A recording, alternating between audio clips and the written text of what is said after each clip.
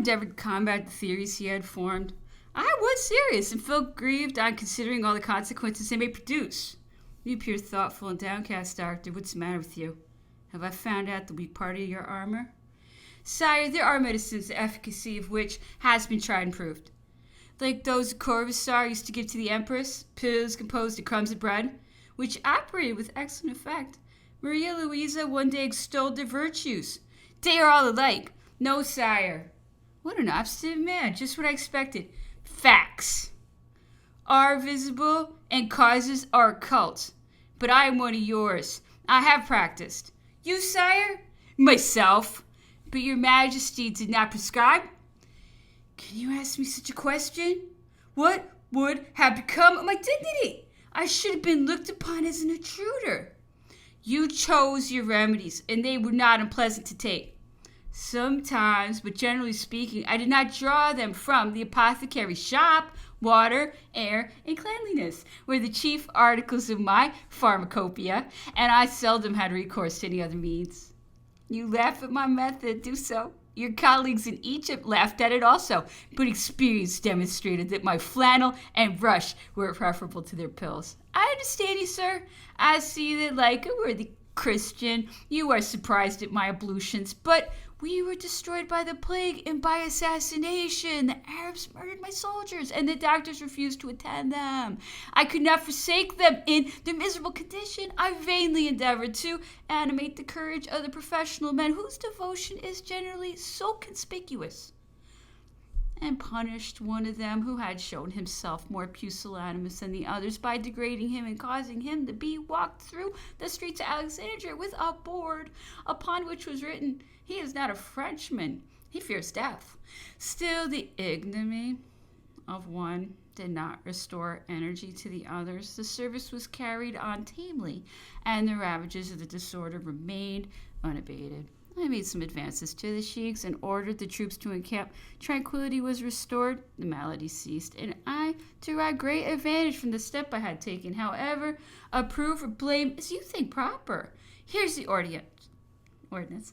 Cairo, 9th Pluvio, 7th year of the Republic, to General Marmont. I suppose, Citizen General, that you have changed the system of service of Alexandria, and that you have placed small and permanent posts in the various batteries on the height of the observatory and at the battery of Deban. For instance, you will have placed 12 or 15 men who are not to go out of it and whom you will keep there cut off from all communication. The sentry required to guard the post will be taken from those 12 or 15 men. Your position with respect to the sea relieves you from the necessity of exercising any considerable degree of surveillance at this moment, and you therefore want but few troops.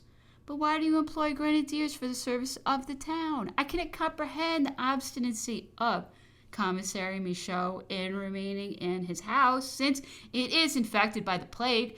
Why does he not go and place himself on a hill near the column of Pompeii? All your battalions are at least half a league distant from each other. Keep but a small number in town, and it being the most dangerous post, do not keep any chosen troops there. Place a battalion of the 75th under those trees where you have long been stationed with the 4th Regiment of Light Infantry. Let it bivouac there, and let all communication between the battalion and the town in Egypt be strictly forbidden. Send the battalion of the 85th towards Maribon, where it can easily be furnished with supplies by sea. With respect to the unfortunate demi-brigade of light infantry, order the men to be stripped stark naked and bathed in the sea. Let every man scrub himself well from head to foot and thoroughly wash his clothes, and see that they keep themselves clean in future. No more parades, no more guards. Let everyone remain in the camp. Order a large pit to be dug, filled with quicklime, to throw the dead in. From the moment a French house is infected with the plague, let the individuals belonging to it be either in camp or barracks, but let them carefully avoid the house and let them be placed in reserve in the open air. Lastly, order everyone to wash his hands and face every day and keep himself clean. If you cannot preserve the whole of the corps where the disorder has appeared from the contagion, preserve at least the majority of your garrison. It appears to me that you have not yet taken any measures commensurate with the circumstances in which you are placed. He was amusing himself with corresponding with Manu. He was writing, joking, losing time, and only busying himself about the turban and the wife. That old fool. Those blindfold marriages are very dangerous, said the one. They have succeeded in my case, rejoined the other. Is Madame handsome? She is very desirable. Shall you use the privilege? No, and 100 fooleries of the same kind. But read on! If I had not at Alexandria some depots which I cannot do without, I should have already told you to go with your garrison and a camp 3 leagues off in the desert. I know that you cannot now do this, but approach as near to it as you can. Endeavor to impress on your mind the spirit of the instructions contained in this letter. Execute them in as far as they are practicable, and I hope you will derive some benefit from them. Bonaparte, the 28th. The emperor had suffered in the night with acute pains in the liver. He was better this morning. I was relating to the emperor the discussions I had heard at Florence respecting the nobility of his family and the causes of its emigration. Those causes are very simple, said he. The last of my ancestors who inhabited Tuscany professed the same principles as I do. He defended them as I defended mine, and like me, he fell a victim to them. The foreign faction prevailed. The national party was defeated and outlawed, and Bonaparte sought asylum first at Sarzana and afterwards at Corsica. But the family intercourse did not cease. His descendants continued to correspond with the members of the branch that was settled at San Miniato and addressed to them. Those are their children whom they wish to send to study at Pisa. That branch is now extinct. The good canon of whom I spoke to you was the last shoot of it. He died, I forget now in what year, and left me his fortune, which I devoted to the assistance of the suffering classes in Tuscany. My own nobility dates from Milsimo, Rivoli, and from the 18th Brumaire, where I defeated the plots laid against the nation. The nobility of my family is more ancient. Its origin is lost in the obscurity of the Middle Age. The genealogist Joseph alone could trace it to its source. He pretends to be descended from I know not how many obscure tyrants.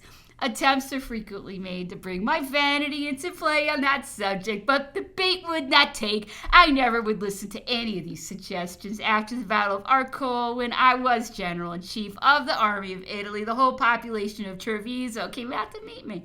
My ancestors had held the first rank in that city. They presented me the acts and parchments that proved it and offered me the sovereignty which my family had lost. At Bologna, Mariscaldi, Caprara, and Aldini came by order of the Senate to lay before me the Golden Book, in which the name and the arms of my family were inscribed.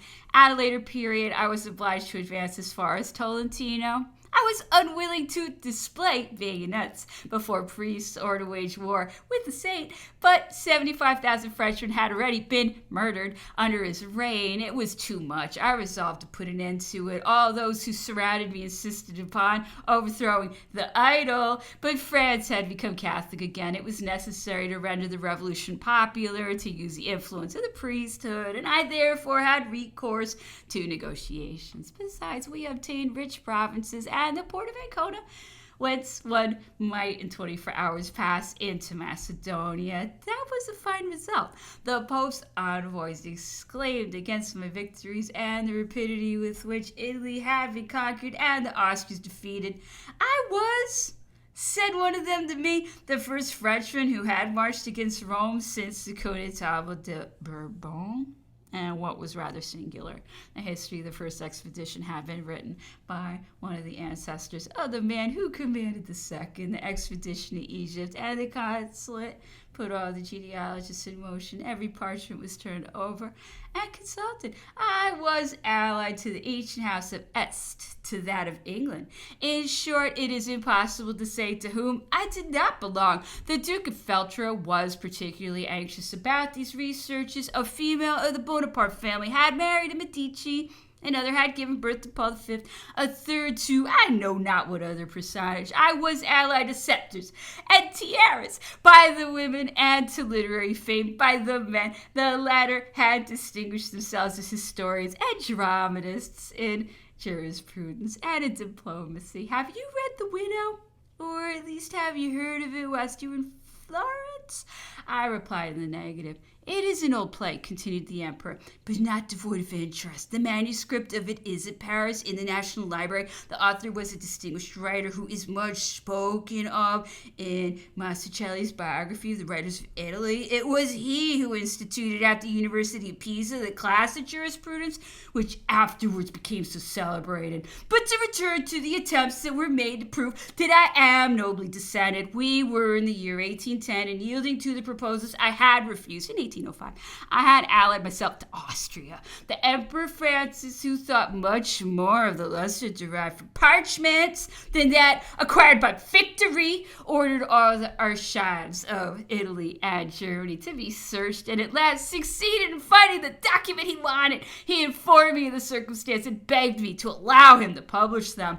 But I excused myself in the best way I could and refused. He insisted, wrote to me, spoke to me about it again when we were at Dresden. I could not at all understand whence proceeded my repugnance to consent to his wishes, for after all, it was an honor to be descended from a family of sovereigns, as he could prove that mine was by producing the title deeds and documents he had obtained. Those titles, said I, are too ancient for me. Mine date only from Milsimo. You date from a much earlier period. No, I go no higher, but he understood at last that I prided myself more upon being the Rudolph of my own family than the descendant of some odious legitimate.